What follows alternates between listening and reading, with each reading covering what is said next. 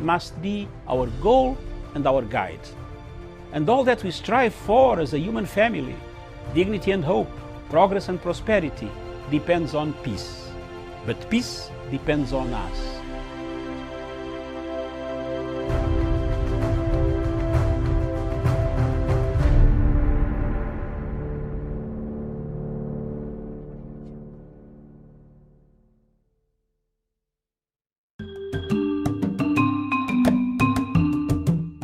The government of Kenya is keen on the development of social economic infrastructure to support the realization of the Big Four agenda and Vision 2030. The ambitious infrastructure projects are aimed at opening up the country for business and bolster productivity, particularly in the agricultural, manufacturing and the service industry, as this would bolster employment opportunities. Part of these critical infrastructure projects include the ongoing 27-kilometer expressway linking Nairobi's Jomo Kenyatta International Airport and Nairobi's Westlands. Upon completion, the expressway will exponentially reduce travel times within Nairobi and thus help the country save man-hours, which is being lost in the traffic jams on a daily basis. The Lake Victoria Port Modernization Project to increase cargo handling capacity of the port and to increase Kenya's bilateral and multilateral trading within the region. The expansion of healthcare facilities to facilitate fruition of the country's universal healthcare coverage under the Big Four agenda. By speeding up movement of people and goods, the government is aiming to promote trading through reduction of travel times and costs.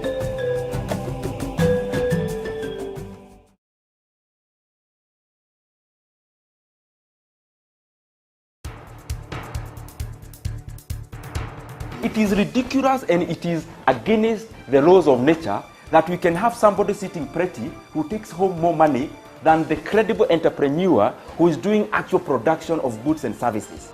We always say it as it is. It is only in this country that when a thief is arrested, you hear elders from their tribe saying, "He is our son and he is our thief." If you are deviant and I call you leader, Yes.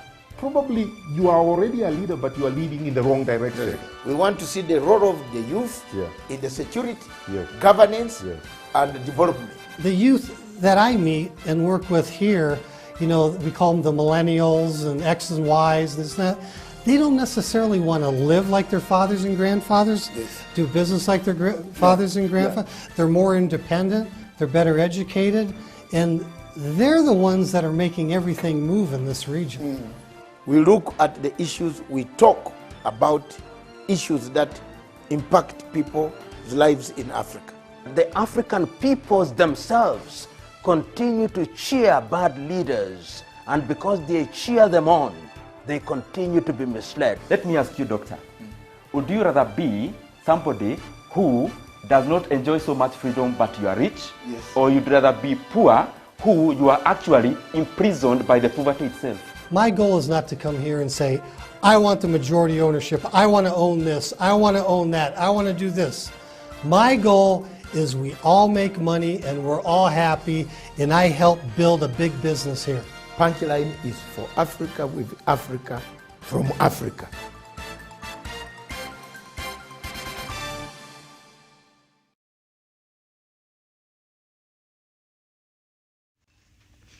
Good morning, viewers. Thank you very much for watching Punchline Africa Television from the Mombasa Political Command Center. Thank you very much for watching a delayed shot of Friday, the editor's memo. Why we have continued with the story of the money. And a good morning, all of you. I'm Dr. Masanga from Mombasa, right at the coast on the shores of Indian Ocean, in the second city of the Republic of Kenya. We have been here reporting, working out flat out on several projects of the legacy of the president, how much are the roads, how much has been done, how much the tourism industry is coming up, how many people are effectively following the procedures of COVID-19 protocols.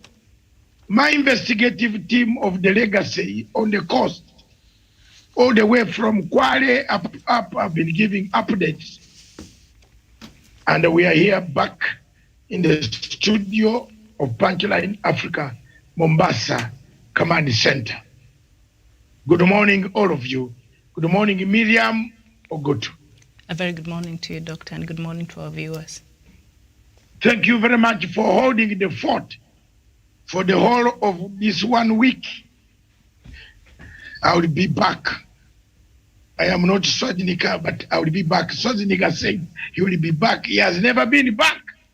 But thank you very much. Tawish Ole Susana, somewhere in Narok, deep in Mara reserves, enjoying the sunshine together. Watch on your shoulder.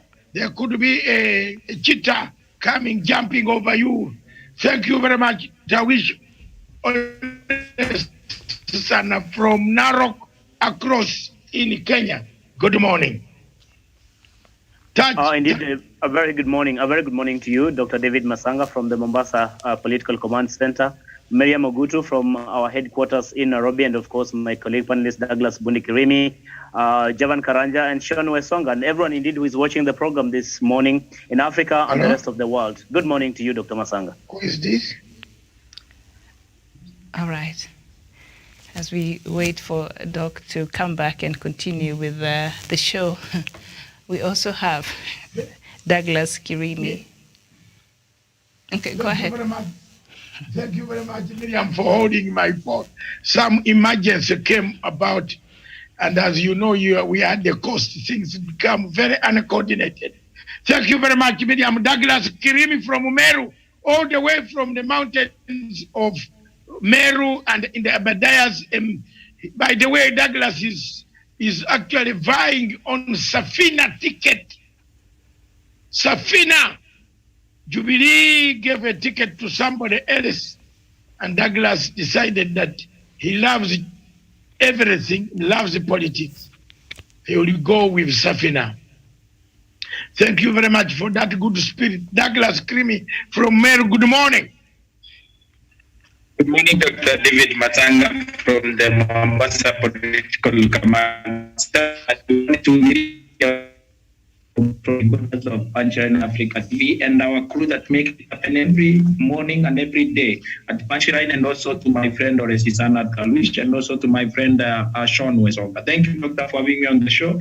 It is a very day in Chicago. You're welcome anytime. Thank you. Thank you very much, viewers, wherever you are across the world.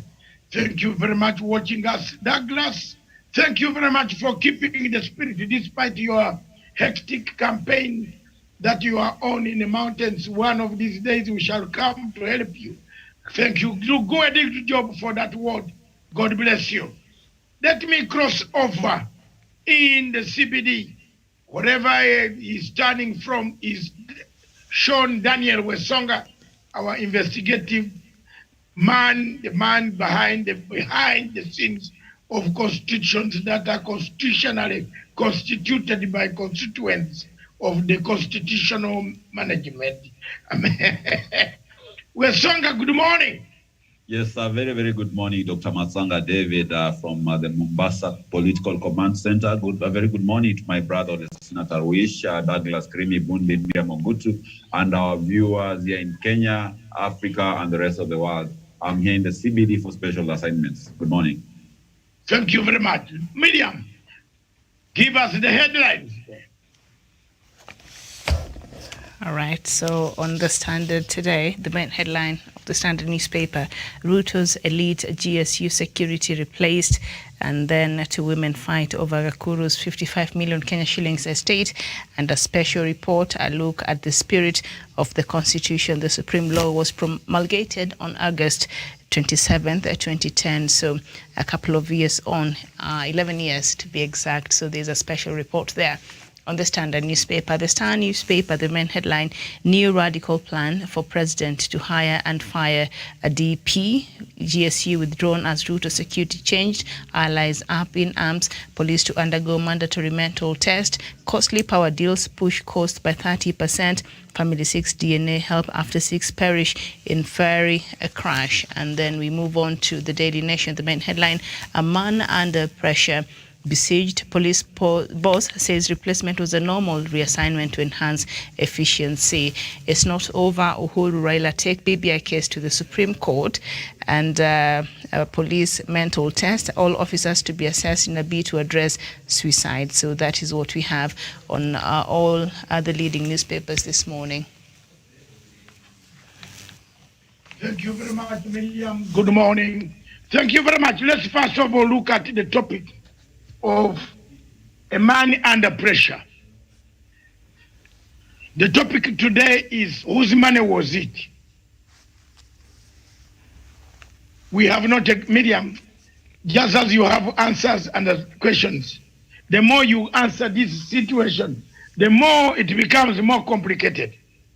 The more you hear other events surrounding the same money from other corners, the more you need to talk about this money and talk about it throughout, continue talking about it and talk about it and talk about it until you might not get a solution. Whose money is this? Perhaps, before we go to that, let's look at a man under pressure. This week I told you a rebel under pressure is not a man under pressure. Ruto is a rebel heading to the bush. If you think Ruto is going to be on the ballot, it is just a matter of appearance on the ballot paper. But his plans are to head to the bush to come and fight militantly the government of Republic of Kenya, wherever it is. The man's words are very simple. The man's actions are very clear. Unless you can't see the sign is in the sky, then you can say, I'm wrong. The words that he uses, never surrender, never time, never retreat, never. Angry words, angry, you are angry with everybody. You even have hunger for leadership. You see, it is very good to be angry with yourself, but don't have anger for leadership. Njala, hunger, starving for leadership is very dangerous. Perhaps let's look at that aspect. Is Ruto under pressure? Tawish, you did not contribute much on this subject. Let's hear your views. Very well. Thank you so much, Dr. Masanga, and indeed the rest of the panel. Dr. William Ruto, the Deputy President of the Republic of Kenya, is no doubt under pressure. And just like you've alluded to, Dr. Masanga, quoting from his own words or from his own statement just a couple of days ago, that he will not surrender, he will not retreat. In itself, it tells you a man who is under siege, but one who is ready really to fight to the end. Whichever way, I mean, William Ruto is a person who is coming out as more determined really to get to the seat of power, regardless of the consequences, regardless of whatever it is going to cost the people of Kenya, whatever it's going to, if it's about destabilizing the government, or if it's about causing violence or anarchy in this country, it doesn't really bother William Ruto. What bothers him and is his ambition really to become president, and that is why you see is leaving nothing to chance. That is why you see he wants to exploit every opportunity. He's trying to see how best he can continue undermining President Uhuru Kenyatta.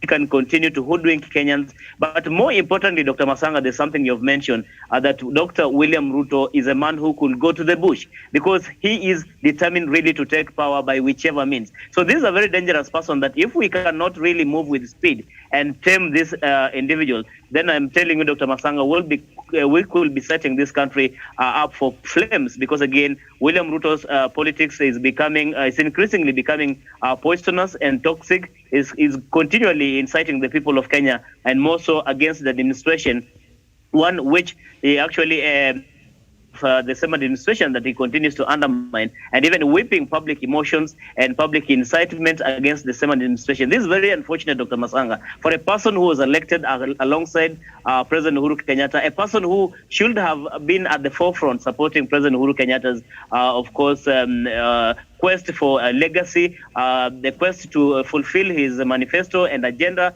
for the people of Kenya. But the man has completely taken a completely different trajectory. He's carving his own niche, ostensibly to try and become the president of this republic. But again, we should be on the lookout. We should be on the watch out, because Deputy President William Ruto is a dangerous man. And I think that is the best we can describe him. Dr. Masanga, I submit. Thank you very much, Tawish. My predictions always have never gone wrong. And if I'm wrong, then those who are right can bring me another solution as to why the president, the deputy president, does not see an angle of reconciliation, does not see an angle of truth telling, does not see an angle of restitution, reparation, the angle of accountability. He's in the same government, talking about the same government, earning the salary from the same government, just bumping in the same government, at the same time turning around and say he doesn't know. He has not been in government for 4 years. Therefore, what does this entail? Douglas Kirimi. Thank you, Dr. David Masanga from Political Command Center. The problem that we have in this country is that as a country and as a people, we are very insincere.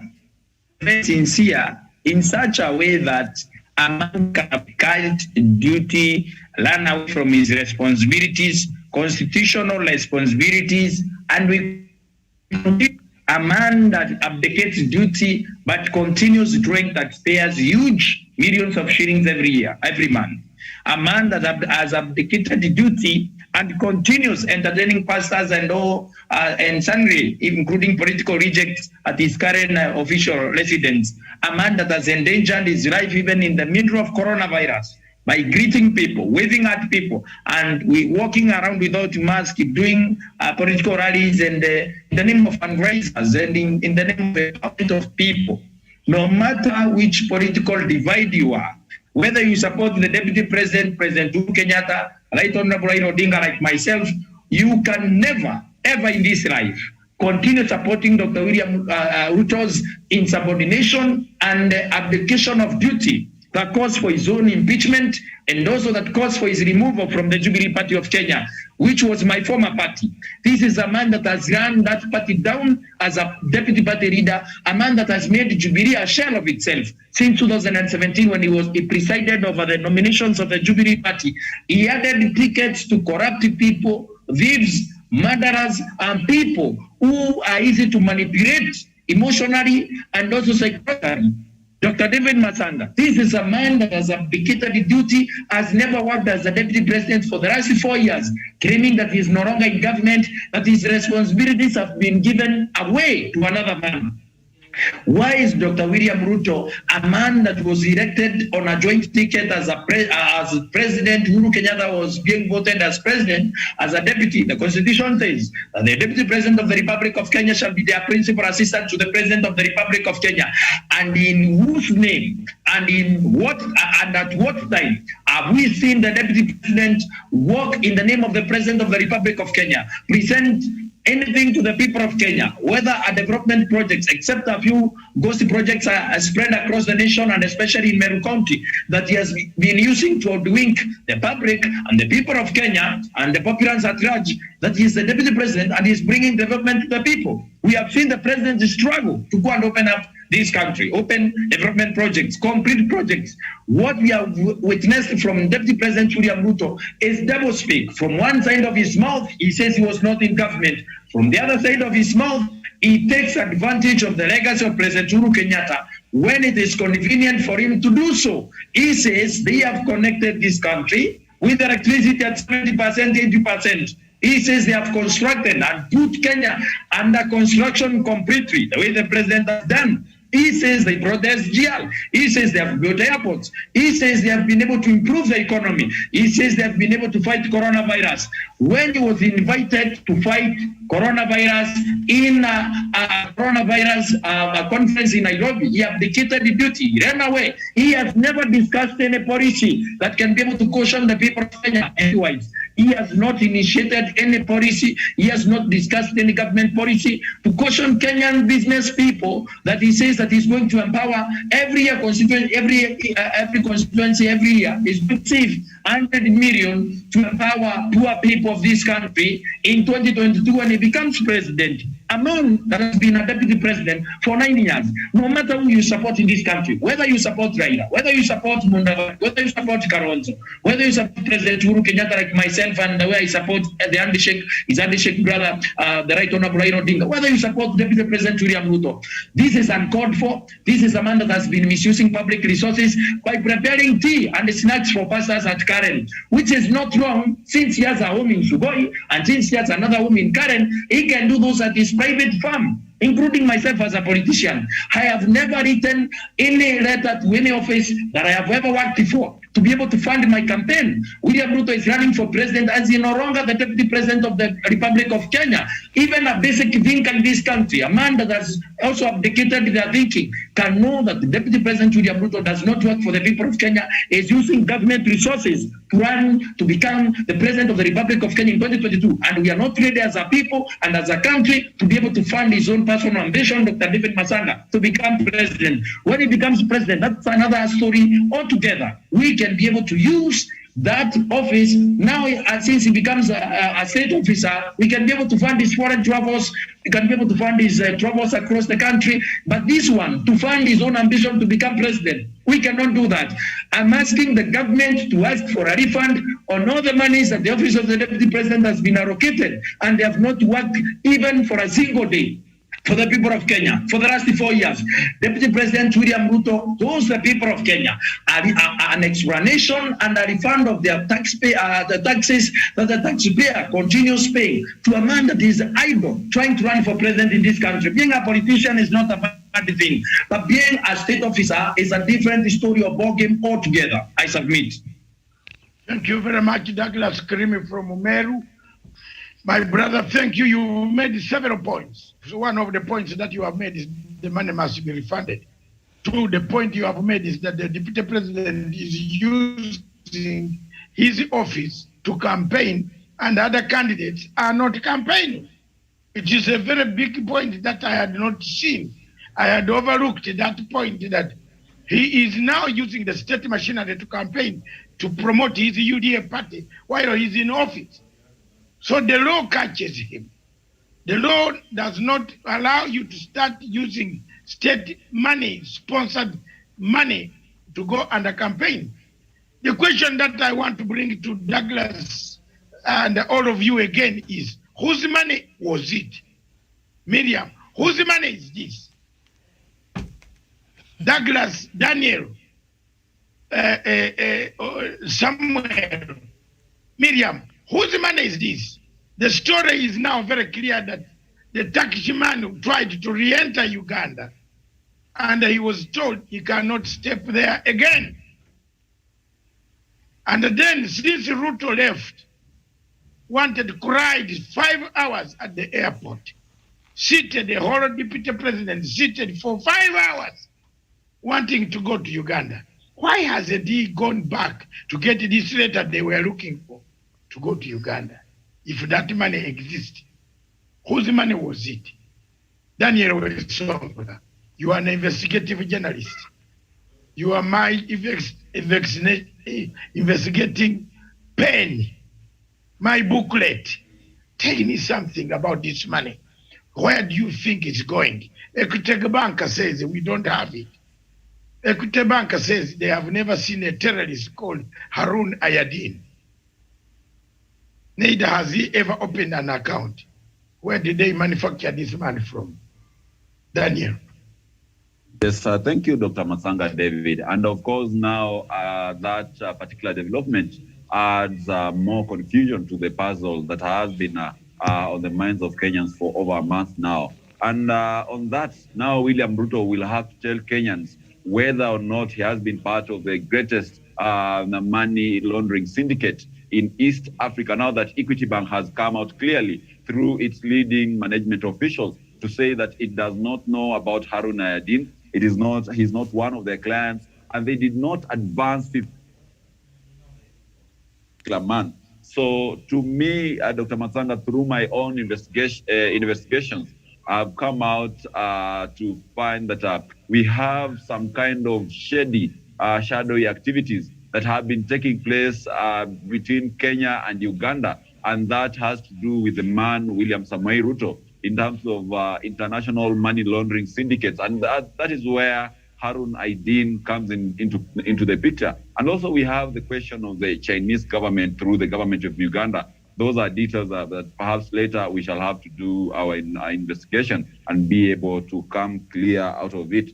But if I will talk of whatever my fellow panelists have talked about, then to me, William Ruto is the greatest liar that ever lived on this world. He's a pathological liar who in 1 week, he has been able to speak about himself so many things that Kenyans wouldn't have imagined about.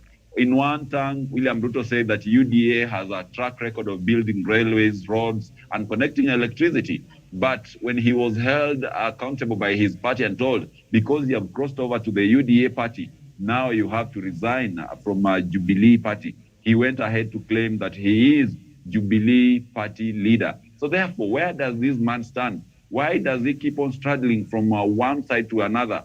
Does he really have an agenda? And another thing that Douglas brought into the limelight, we remember Stephen Kalonzo Musyoka was the first vice president to ever live in the current Hustler's mansion. And when Kalonzo was not in that particular house, we never saw delegations, political delegations, Dr. Matsanga, trooping to Karen to hold their meetings and even scheme against the government of the day. To me, I think that is the greatest impunity that could ever happen to the highest office in the land. That is the greatest wastage of public resources, because when those delegations go to his official current residence, they are served by civil servants who have been placed there by the government of Kenya. They are given food, water, and everything that comes from the budget which is allocated to that very particular residence. And therefore, the question that Douglas raised of using public funds to do a private campaign comes into place. And that is why I'm in very, very great agreement of the police perhaps changing command of the guards who are at his official, the rural and the current residents, because you cannot send our men in uniform going there to supervise and just guard people who are on their own vanities, people who are pursuing their presidential ambitions. Why can't we have also those police going there to guard people like Abduba Dida, who is also, we know, will buy in 2022, rather than guarding the Deputy President of the Republic of Kenya? So that is something that has to be checked. But as it is, Dr. Matsanga, right now, I think the center no longer holds. We saw the other day the kind of bravado, the kind of chest thumping the Deputy President responded to his boss, a boss who was just telling him as simple and clear as it is that if you find this government does not suit you, if you find this government is not working in alignment with whatever you believe in, why stick here?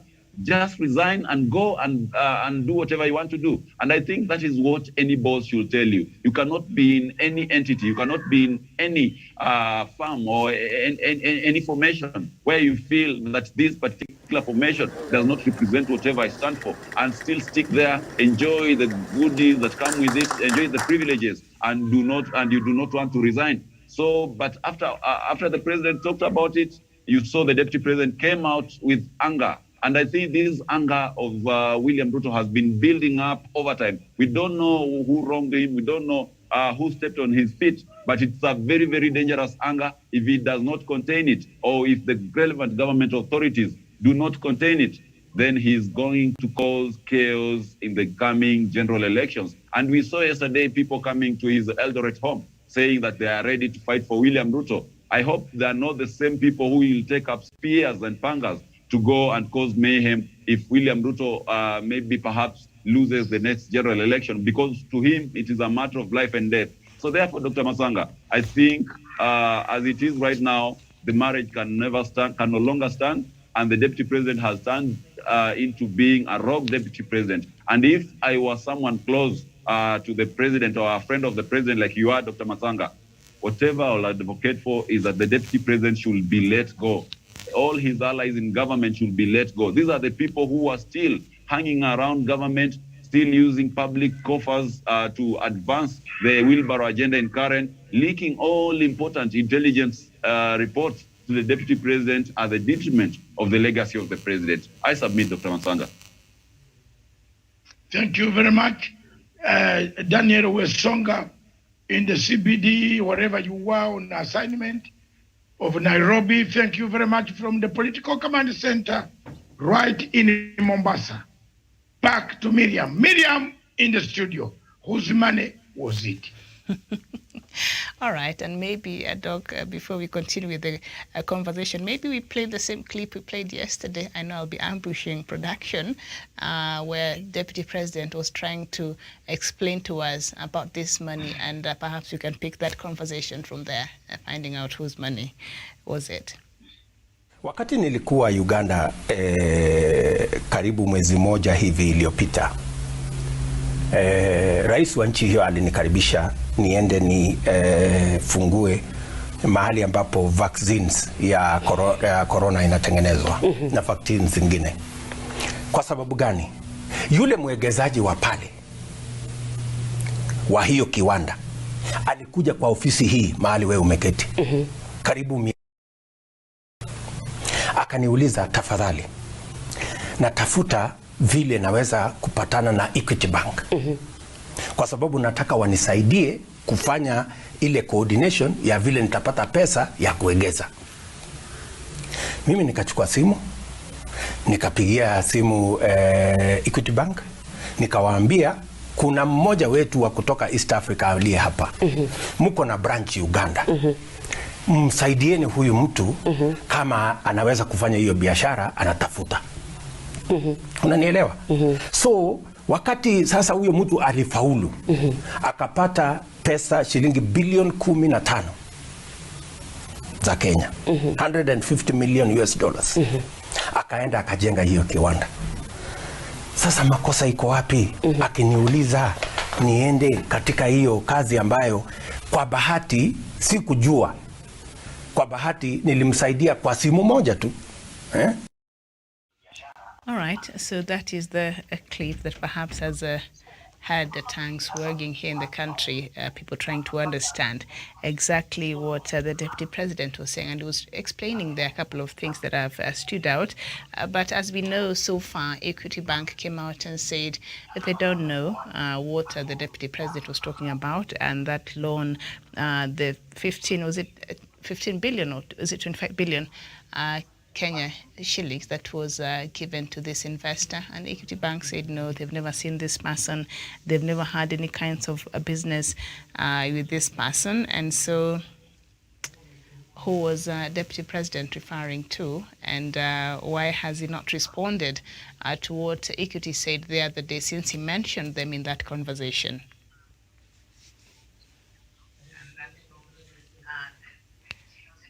Doc.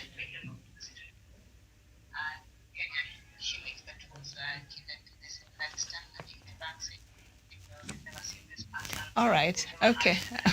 Samuel Tawish, go ahead. Thank you very much, William. Okay. You know, it is very hot down here in Mombasa, and therefore the chances of falling asleep if we don't continue talking are very high. And I'm sorry for that lapse. It's okay. All of you had the video. Miriam, whose money was it? The video is very clear.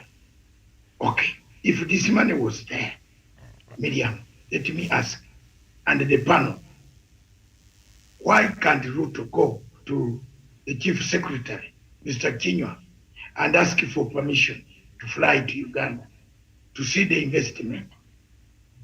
Why? Two, why is it that the Uganda government has now blocked the investor, so-called investor, from appearing in their territory. 3, the man who claimed to have gone to East African Court of Justice, the Ugandan, is under custody. Have you seen the new revelations? Whose money was it? Equity Bank says, we don't have even a signature. We have never seen Mr. Harun Yadin. Whose money was it?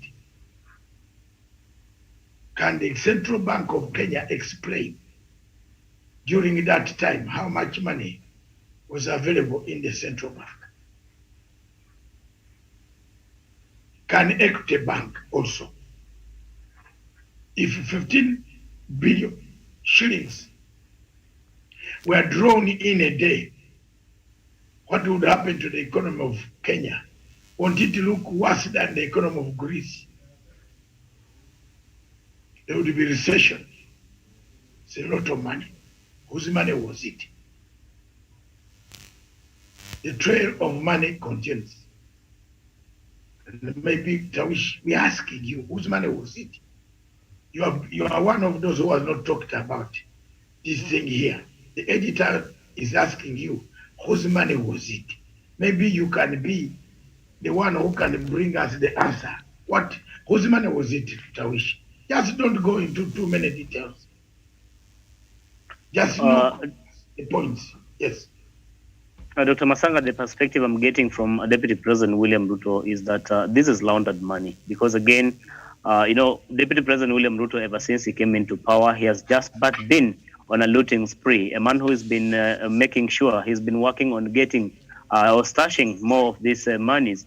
Because you cannot understand how Deputy President William Ruto comes out and speaks purportedly as a guarantor to that investor in quotes to actually get a loan from the Equity Bank in the name of being the Deputy President of the Republic of Kenya. But again, when he's going to visit that project in Uganda, when he's going with that particular business person to Uganda, he again claims that it is a private engagement, it is a private business. But when he got his phone and made a call purportedly to Equity Bank for Equity Bank to grant this loan, as he claims, he did so as the Deputy President of the Republic of Kenya, trying to help an investor. In fact, Dr. Masanga, there are instances that you are trying to ask us to see how we can dissect the possibility or how Deputy President William Ruto even made it possible to have this investor come to Kenya and go get the money from Kenya and go and invest in Uganda. Is it even possible in itself when it's running a narrative or a campaign of trying to empower the youth, of trying to transform the Kenya's economy, and at the same time trying to take the potential investors from Kenya to Uganda? In itself, it is self-defeating, Dr. Masanga. So essentially what I'm trying to say is that Dr. William Ruto has been contradicting himself, has been inconsistent with whatever he has been talking about in as far as this matter is concerned. And if we can go as far as giving scenarios or the instances when, of course, we saw what happened during the Kimorera and the Road Dam scandals, when Deputy President came and told us it wasn't 21 billion, it was 7 billion. We could not quite understand how he came to quantify that amount while he is not even an investigative, or he does not work with investigative agencies, Dr. Masanga. So, and in a nutshell, what I'm trying to say is that this is laundered money. This is part of the money that Dr. William Ruto has been actually looting in government and also getting from these particular sponsors or people who are funding him to make sure that maybe he can take over or instigate a coup in the Republic of Kenya as we head into 2022 general election. Dr. Masanga, I submit. Thank you very much, Miriam.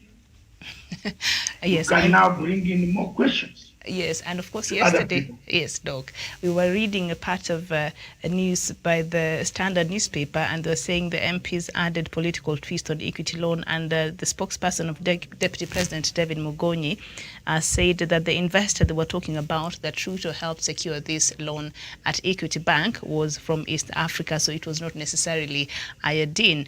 But we know through that interview that he had with Inoro FM, I'll quote him, and I think we just watched it here a few minutes ago. I picked up the phone, called Equity, and told them that there is an investor in my office, and because you have a branch in Uganda, can you help him set up the businesses he wants? So when the individual succeeded, he got 15 billion Kenya shillings loan, which we know right now that could not be true because Equity Bank came out and said, we did not issue this amount. We do not give this loan.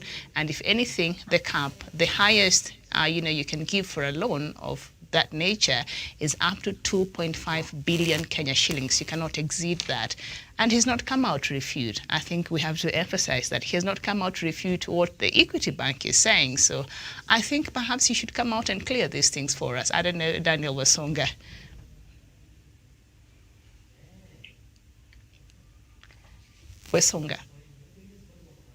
Daniel Wesonga, is there anything that you want to say? Yes, thank you so much, Dr. Masanga David. Make it short and precise. You know about this money. Yes, thank you so much. And Miriam, I'll just start by with an English quote that says that show me your friends and I'll tell you who you are. Now, let's just have a very, very, maybe a little expose of William Ruto's friends. When you start just here in Nairobi, when you look at someone like Don Bosco Gichana, who spent so many days in a Tanzanian cell for money laundering. Look at someone like Zahir Janda, who is a very, very well-known conman and a money launderer. Look at someone like Oscar Sudi. The corridors have it that before he ventured into politics, he tells people that he started on as a makanga. But we know very well those who are in Eldoret, when you go on the ground, that is the same business, wash, and money laundering that he used to do with his brother-in-law, Don Bosco Gichana, that got him all that wealth. If William Ruto, Oscar Sudi, Don Bosco Gichana, Zahir Janda always lie to their supporters that the source of their wealth is that they began from the bottom by selling groundnuts, selling chicken, and being a makanga, would be true, then millions of Kenyans who are starting their lives through such an enterprise will be billionaires by now. Just lying to people that you do this kind of business to be successful when you know you are doing all kind of manner of illegal business, I think it is the height of dishonesty. And that is the kind of dishonesty that is even in William Ruto. Telling us that Equity Bank gave him a loan of 15 billion Kenyan shillings just by a phone call, Miriam. My background is in finance and economics, but there's no bank which will ever advance you to you alone, be it even 1,000 Kenyan shillings, without doing the due process of assessing your credit worthiness. So William Ruto is a liar. William Ruto is someone who is hanging out with people who are doing shadowy businesses. And nothing can be further from the truth. My brother Taruish has said, those are proceeds of crime. That is money which is being laundered. And that is the truth. When you read about Harun Aydin, he works for the biggest money launderer in Europe. And those are friends that hang around William Ruto. And like Wesonga, I said, yes, Sean Wesonga. What do we conclude? Yes, and as I conclude, Miriam, like I said. What do we conclude from here? What we can conclude, Dr. Mazanga, that this is not money that he got from Equity Bank, but this is money that was coming from shadowy businesses, money that perhaps was stolen from the people of Kenya, and which he wanted now to bring in through very, very now veritable means, so that it is seen that he's not coming from any shadowy dealings, but a very, very legitimate business. So it is laundered money. And also just to add on that, Doc, on this story that we're looking at yesterday, President Yoweri Museveni disclosed that the bank accounts of the Day Group, this company that perhaps the deputy was referring to, that had that business set up 2 years ago, had been frozen by the company's authority over suspicion of money laundering. So, yeah. So if the government of Uganda is saying the account, it has frozen the accounts of that. Was frozen by the financial regulatory body of Uganda. Whose money was it? That's the question. President Museveni is the owner of the country. Whose money was it? Let me shift the gears. Can Deputy President Ruto fly to Uganda? Can I ask? Maybe you are in the media, you are at the headquarters. Have you heard of any from their office Any I don't know. times of I don't know when if he's going to fly he's, to Kampala? he's planning to go visit the Leadership Academy at Makerere. I'm not sure when he's planning to do that, but I've not heard. Is he planning to visit the academy, Makerere University, where he built using this money? Mr. Deputy President, wherever you were across the world, in Nairobi, I understand you are here. You tagged him to hear this? Yes. These people are hearing this? Yes. Whenever you get this clip, try to fly to Uganda. The President of the Republic of Uganda would like an explanation how a frozen account woke up with 15 billion shillings. And as you know, for us Ugandans, we have a different version of dealing with people like Ayadin, Harun Ayadin. Have you heard of crocodiles, Mr. My panel? Have you ever heard of Al-Shabaab going again to Uganda? Have you? Al-Shabaab only came to Uganda once, and they will never come back. The Uganda situation is very clear. If we get 10 Al-Shabaab, we take one to court. The other one witnesses the swallowing of meat. And then one is taken back to the port, to the Al-Shabaab. That's the strategy. And it worked. And you people in Kenya, you would smile with these guys. But I thank President Museveni for not smiling with terrorists. And Mr. President, thank you, Your Excellency. On that one, on Somalia, we agree.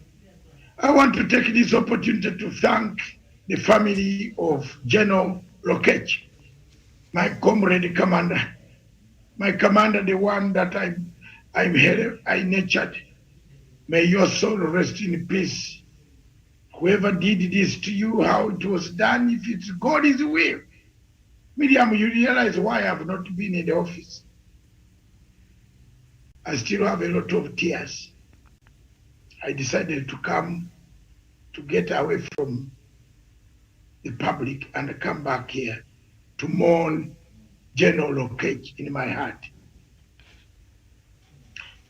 It's a younger man that I had nurtured, who was coming up.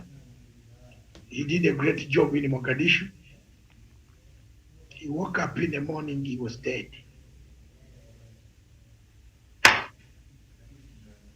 That is the end of the history of General Lokech. But for us, the Ugandan operation on the question of Somalia, we have never lost hope. We shall pacify Somalia at all costs. Had the AU left us the capability to do our job, Indian Ocean would have been full. It would be rejoicing today. No human rights can talk to us. Do you know what has happened in Karamoja, Miriam? While you people are crossing Kenya, steal cows and rob people and beat up people and mutilate people in Turkana, across in Uganda, we swept every bandit. The people stealing cows in Uganda now are Kenyans from Turkana. But when we chase them, we treat them the way the copper bullets were found. So there we are. So when you come to steal cows across in Uganda, you better be prepared to meet the maker. And that's what Museveni has told the people. If you want to come, come. Mr. Yadin,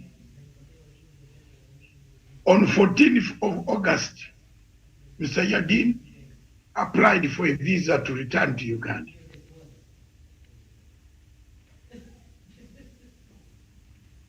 They allowed him to arrive, and the whole plane was told not to step out of the plane, but that same plane will take him back home. If this was a genuine investor, Why would he be stopped? If this was a genuine investor who has put a factory of 15 billion, surely you Kenyans praise a lot of people. You praise a man who has worn a suit and a trouser and a vest and some funny shoes from Turkey. Tawish and Daniel and Kirimi. You praise people who have worn shoes from Turkey. And he comes here, you call him an investor. You waste all our airtime. Hey, what type of democracy? It's a very good democracy anyway. Since you can enjoy the investor confidence of Mr. Ayadin, Harun Ayadin, an investor, a businessman. Hey, Kenya. That's what Kenyans have been saying. If I were investor, you see good lawyers like Grand Mura, Ayotora, Abdullah Nasir, running with his Range Rover to Kahawa Magistrates Court that is going to remove an investor my foot.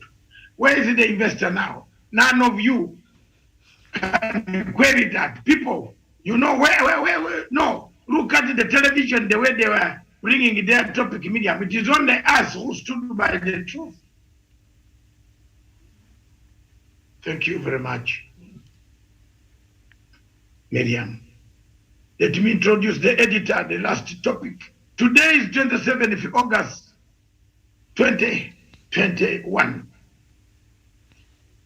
11 years ago, the Constitution of the Republic of Kenya was birthed, Okuzara. I don't know what you say in Swahili, Miriam. Any Swahili expert, Tawish, what do you say to birth in Swahili? It is, I don't know, Swahili gets out of Tawish or Daniel? Zaliwa. It is Zaliwa. Tarehe 27 mwezi ya 8 mwaka 2010. Si ndio Kiswahili yangu sanifu sasa bwana. Niko mpwani bwana, niko pwani. Thank you very much. Today is the constitutional day. The constitution was born today. The editor's memo wants to ask, and I'm asking, is this constitution worth Kenya? My question is simple, Miriam, tell us. Is this the constitution you want? Has it helped Kenya to move forward? How many aspects has it helped Kenya to move forward, apart from devolution that all of us see? Has it brought oxygen? Is there oxygen in every county? Is there manufacturing plant for oxygen for COVID-110, 191, whatever you call it? Where is an oxygen plant? Zimbabwe, that does not even have money. Each province, each hospital in Zimbabwe is manufacturing its own oxygen. Yes. Is this the Kenya we want? Is it the constitution? Is it the constitution you want? Uhuru said, His Excellency President Uhuru Kenyatta told you, let's amend. You say you can't touch the basic what? Structure. Every Kenyan has gone to school. Hey! Today is Friday, Miriam, relax a bit. Every Kenyan has gone to school. Starting from Inspector Mwala up to the top cream. We have gone to school. Wait. You know the Constitution. Going to Judge Kiare. Is it Kiare, Mr. Daniel Wesonga? Kiage. Kiage. The Constitution is constitutional and constituted by constitutional means of constitutional amendment. That is the school in Kenya. Is this constitution worth it? Yes, to some extent, Miriam, you give it a credit. It has brought the freedom of speech, assembly, freedom of movement. We talk. It has brought people to insult the president every minute. They insult the president and the president laughs. It has brought people to make the president get scared to do his duty. Is this the constitution you want? Look at that. The president of the Republic of Kenya is insulted every minute. He has even abandoned his Twitter handle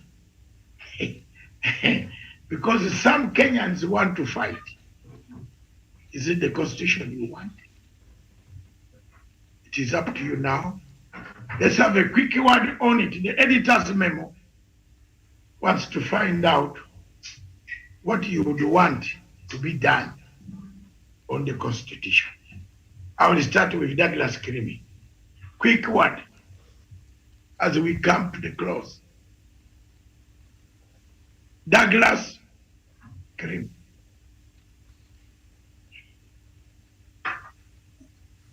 If Douglas is not there, yeah, a quick word on the constitution. Is it the constitution you want? Thank you, Doctor. My contribution on this, you have exhausted that topic, but my contribution on this is that we, the people of Kenya, should be properly be mandated, like the Constitution in Article 1 has given us a proper mandate. There is no article in the Constitution that can precede that article that says that all sovereignty and power belongs to the people of Kenya. They can exercise it directly or indirectly using elected representatives. In this case, elected representatives representing the people of Kenya or assembly is the President of the Republic of Kenya. When the people of this republic want something amended in that constitution, there is no power or no judge can be able to stop them. They should be given a leeway that the constitution has given them, that this constitution alone cannot even pre-exist the people of Kenya. This constitution alone should serve the best interest, the welfare, and the good of this country, especially the people of Kenya. So at the end of the day, if we continue having a constitution that is treated as an eternal document by judges or by activists, why do we really need this constitution? Then it comes to another rhetorical question, like, do we need this constitution as a country if we cannot be able to have a way on how to be able to make this constitution become a living document? The Constitution of the Republic of Kenya is not an eternal document. It is a living document that should live to the ideals, aspirations, and the ways of the people of Kenya. This constitution was brought to the fore in 2010. We are in 2021. Many years later, or 10 years later, 11 years later, Dr. David Masanga, the aspirations and the views of the people of Kenya have continuously or progressively changed from one aspect to another, from one issue to another, from one point of view to another. We need a constitution that is a living document, that is alive to the aspirations and the dreams of the people of Kenya, the common ambition of the people of Kenya. Dr. David Masanga should be accommodated by this constitution. Thank you. Thank you very much. Tawish Olisesana. Thank you so much, Dr. Masanga. I think, Daktari, looking onto the Kenyan Constitution today, Dr. Masanga, there's a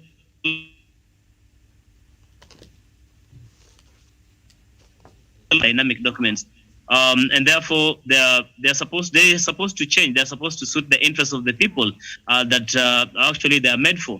But now in the Kenyan situation that we have today, I suppose the rigidity that some of the people are having in as far as constitutional change is concerned, is a very big problem, Dr. Masanga. And if there's something that we can do in as far as trying to modify or rectify this constitution to have that which suits the people, the interests of the people of Kenya, so be it. But today we have people with a rigid mind in Kenya, people who are advancing a different narrative altogether, people who are inciting the public, that any initiative to have a change in the constitution is not more of the people or is not people-centered, but seeks to actually give, say, for example, political positions to a few elite individuals in this country, which is far from the truth, Dr. Masanga. Whatever kind of initiatives or advances that we are making to actually have a modification of the current Kenyan constitution is concerned, is that so that this constitution can really serve the bigger interests of the people of Kenya. So that if there are any ways or any things that we can remedy through a change in the constitution, say for example, the creation of the position of prime minister and 2 deputy prime ministers, it's going to ensure more inclusivity so that not more of our people are going to feel being left out of power or left out of the national government or running of the affairs of their own country. So I think the biggest problem now we have is how then are we going to move forward from where we are today? There's a hint, rumor has it that perhaps the BBI Secretariat will be going to the Supreme Court to try and petition the verdict by the Court of Appeal on the BBI. And I think this is a step in the right direction. We are continually going to support them in this move so that Kenyans at long last can have can laugh at last because people who are looking, the people of Kenya were looking forward to having this change of the constitution through the Building Bridges initiative, so that some of the gray areas we have in our 2010 constitution, which can never be perfect worldwide, globally, Dr. Masanga, we can always but have a change or modify some of the things we feel maybe were left out or things that no longer serve our interests. So Dr. Masanga, in a nutshell, I think constitutions are never static, they're dynamic, they can always be changed whenever there's need. I submit.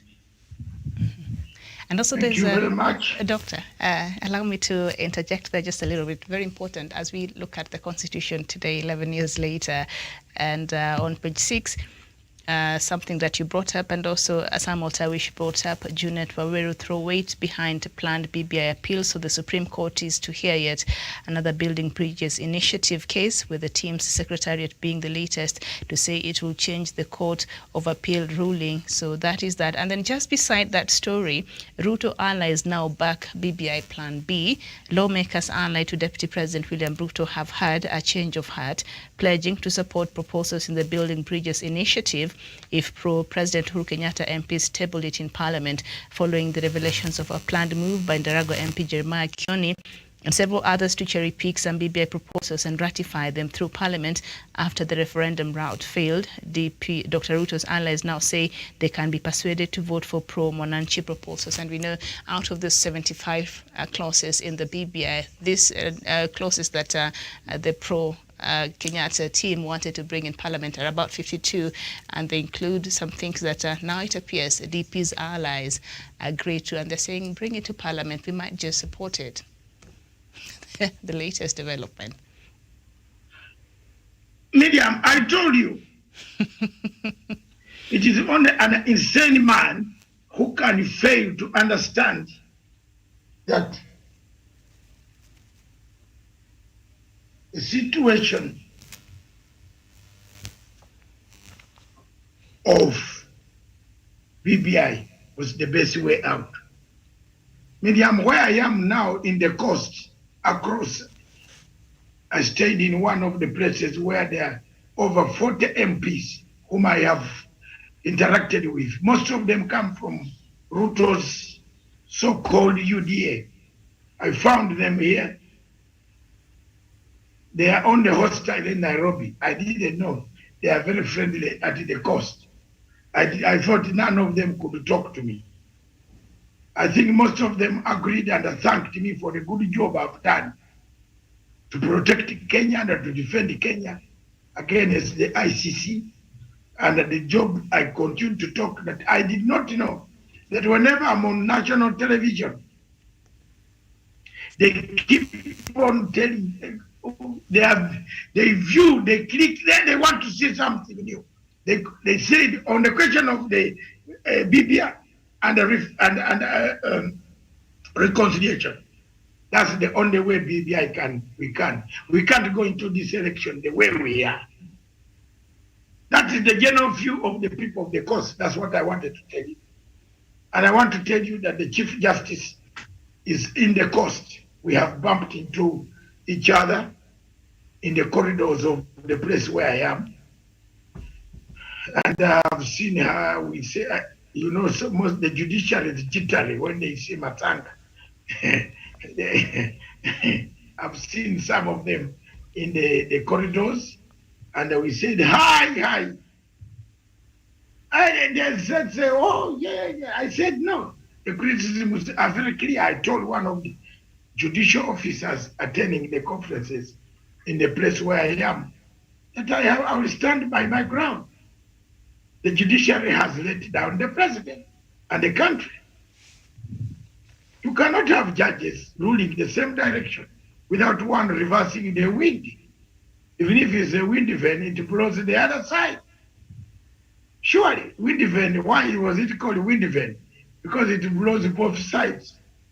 But this is a court that blows one side throughout. Miriam, is a tragedy. But the constitution of Kenya changed lots of things. It brought a devolution, which is very, very good. But it is being killed by corruption, which you must talk about, weed off, remove from there. Thanks. That is all I can say. Otherwise, if someone has something to say right now, let's say it. If not, we can call it a Good Friday. And we can say, have a nice weekend. We meet on Sunday. This is Dr. David Nyakurat Matanga. Thank you very much.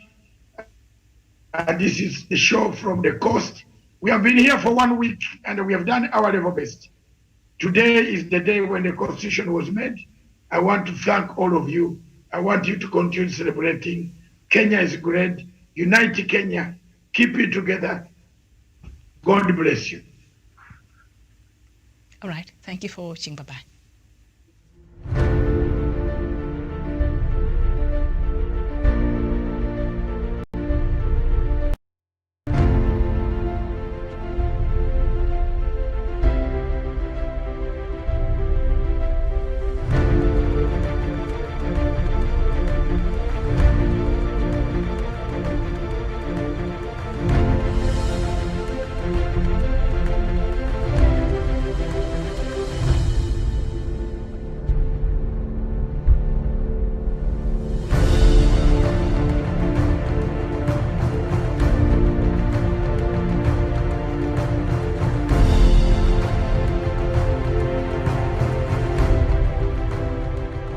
Peace must be our goal and our guide.